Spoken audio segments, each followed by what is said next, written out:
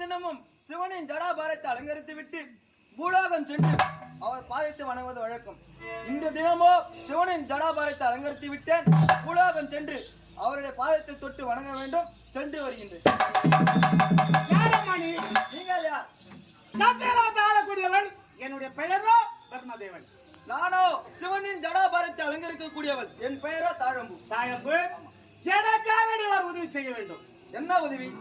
முதலில் முதல் கடவுளாக நான் தான் திக வேண்டும் என்ற எண்ணம் என் மனதில் வந்துவிட்டது. ஆகையால் எங்களுக்குள் போட்டி ஏற்பட்டு விட்டது. போட்டியின் காரணமாக என் வாகனமாட அட்டபட்சம் மீது ஆகாயமாக வந்து கொண்டே இருந்தேன். என் வாகனமாக சோர்ந்து விட்டது. ஆகையால் நான் அயுடு தொட்டதாகவும் அதை நீ பார்த்ததாகவும் ஒரே ஒரு பொய்க்குள்ளால் போதும் மூட்டில் முதல் கடவுளாக நானே திகழ்வேன். என்னால முடியாது. என் நாவல் இருந்து பொய் என்றதே வராது.